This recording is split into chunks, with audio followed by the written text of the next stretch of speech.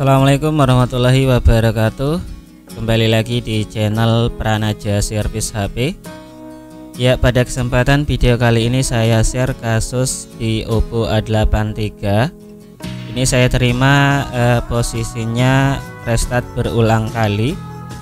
Ya, kalau kita lihat di sini restartnya disertai dengan logo Oppo.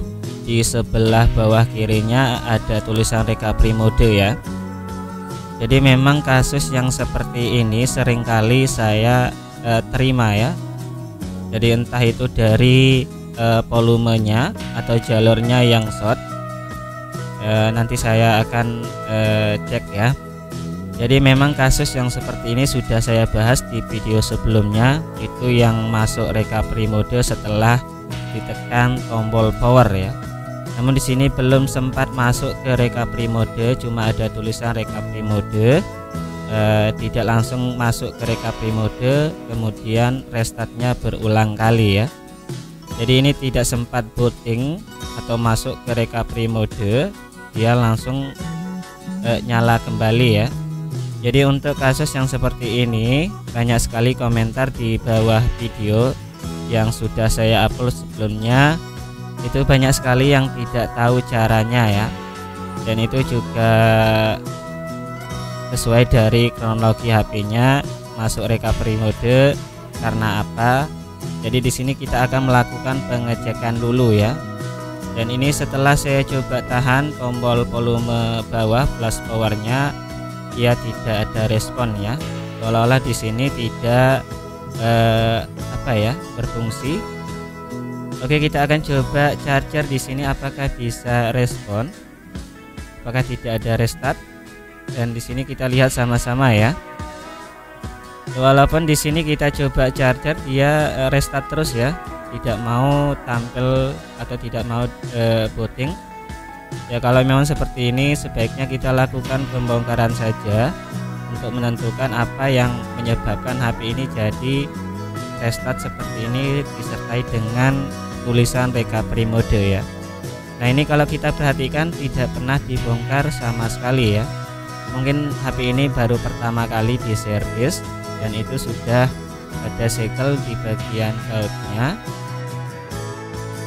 Oke, kita langsung coba bongkar saja. Ini sudah saya lepas semua bautnya, kemudian kita copot bagian penutup mesin ya. Ini ada karet pelindungnya dan di sini ada plat untuk melindungi dari soket-soketnya ya.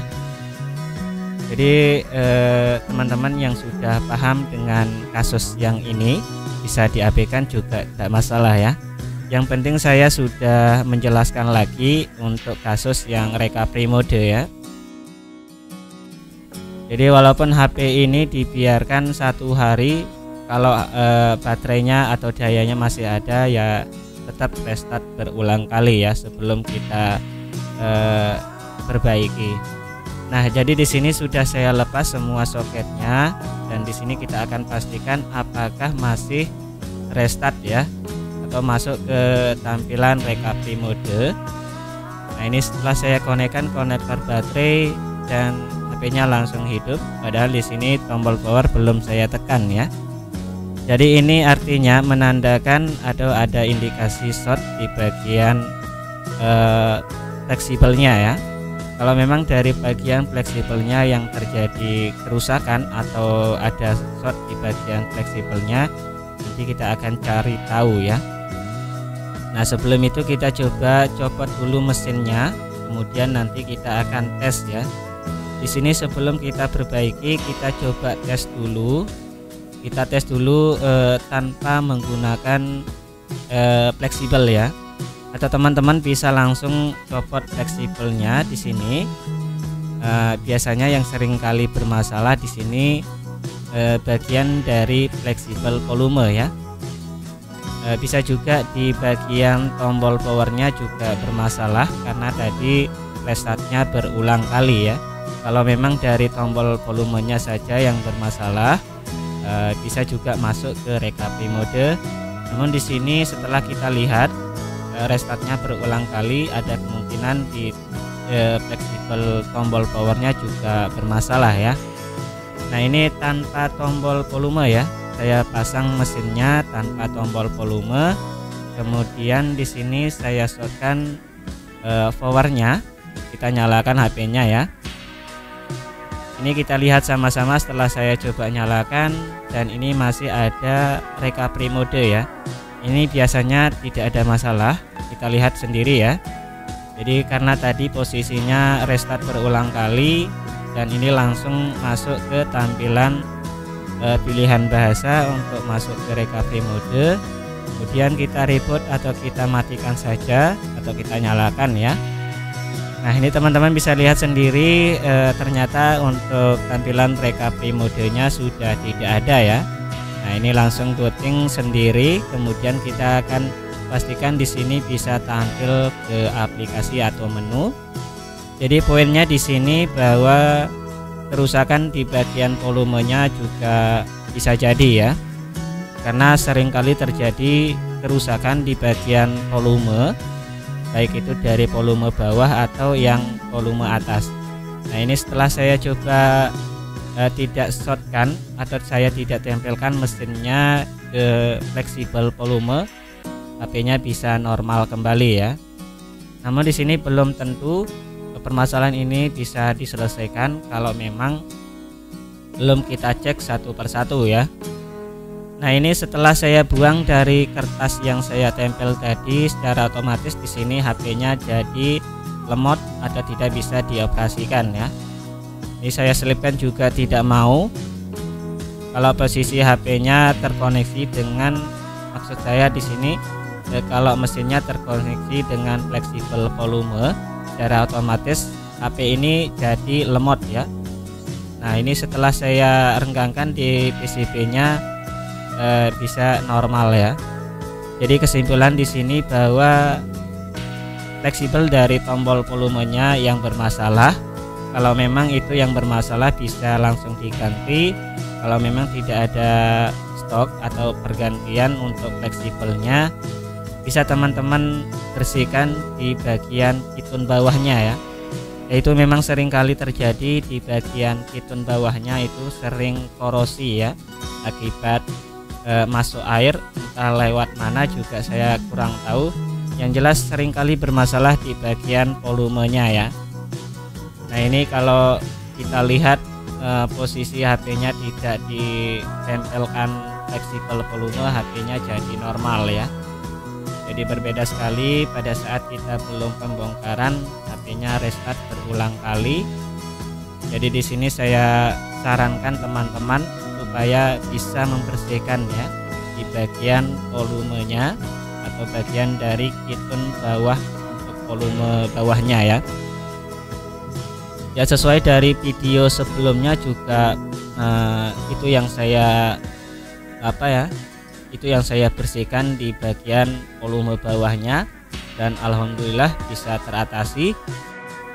Oke, sekarang kita akan menentukan ya, apakah di sini memang terjadi konslet di bagian volumenya. Jadi di sini tidak perlu kita pengukuran ya, kita langsung ganti dari fleksibelnya sudah bisa teratasi. Namun di sini saya akan jelaskan kalau memang di sini terjadi konslet, dan ini ciri-cirinya ya. Di sini untuk pin ada 3 ya, kemudian groundnya 1, dan di sini untuk kiri kanannya untuk volume bawah dan volume atas ya. Di sini kalau kita lihat, kalau kita ukur, kalau kita tempelkan yang kiri memang tidak ada pergerakan. Kemudian yang kanannya di sini kalau saya tempel jarum di multi, kita lihat ada pergerakan ya. Berarti ini ada indikasi short di bagian jalur atau kitun volumenya. Di sini teman-teman perhatikan. Di sini seharusnya tidak ada pergerakan ya. Di sini kalau tidak ada pergerakan berarti tidak ada yang short. Kalau ada pergerakan berarti ada yang short ya. Di sini sebelum kita tekan seharusnya tidak ada pergerakan.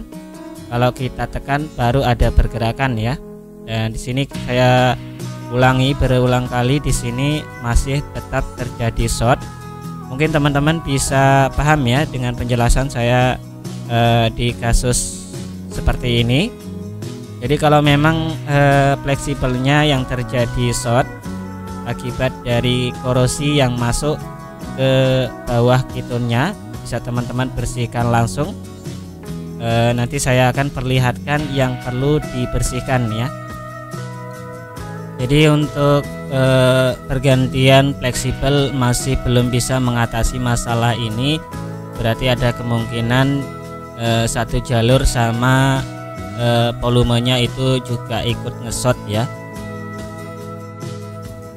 Nah ini untuk kitunnya di sini yang paling bawah bisa kita congkel ya. Untuk kitunnya bisa kita langsung bersihkan, pasti di situ terdapat korosi yang menyebabkan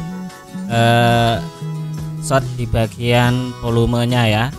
Di sini yang sering kali bermasalah di kitun bawahnya di sini. Mudah-mudahan teman-teman bisa lihat dengan jelas di sini. Di sini saya bersihkan ya, tinggal dibersihkan atau mau diganti langsung kitun yang satuan bisa juga ya. Namun di sini buat yang belum bisa bongkar atau belum bisa bersihkan di bagian kitunnya, bisa langsung diganti, tidak masalah ya. Itu dengan catatan kalau memang kita lepas dari volumenya langsung HP-nya bisa normal, itu bisa diganti langsung ya. Namun berbeda sekali jika fleksibelnya sudah dilepas masih tetap masuk ke recovery mode, itu lain cerita lagi ya.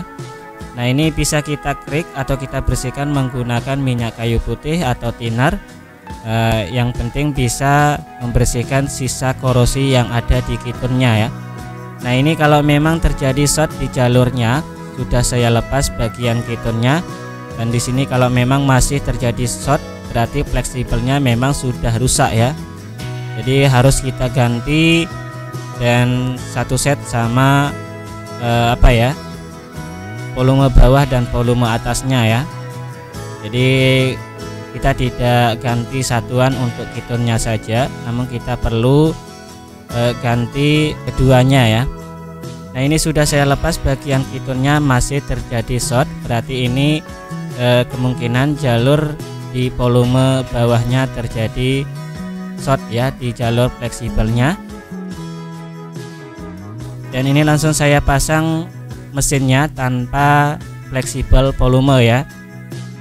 Dan kita akan lihat sama-sama di sini setelah saya nyalakan. Ini langsung saya shortkan di bagian powernya ya. Itu sudah saya lepas fleksibel volume dan kita lihat sama-sama di sini HP-nya sudah nyala. Kemudian di sini booting tanpa tulisan recovery mode, berarti itu sudah aman ya. Jadi kesimpulan di sini masuk ke recovery mode, restart berulang kali karena tombol fleksibel volume bawah yang bermasalah. Teman-teman bisa ganti langsung atau perbaiki di kitun bawahnya saja ya. Namun di sini terjadi short di jalurnya, saya akan langsung ganti karena video ini durasinya agak panjang dan saya cukup sampai di sini ya untuk penjelasan kali ini. Semoga bisa bermanfaat dan berhasil. Mungkin saya akhiri saja ya untuk video kali ini. Saya rapikan semuanya, tinggal saya pasang. Dan akhir kata, wassalamualaikum warahmatullahi wabarakatuh.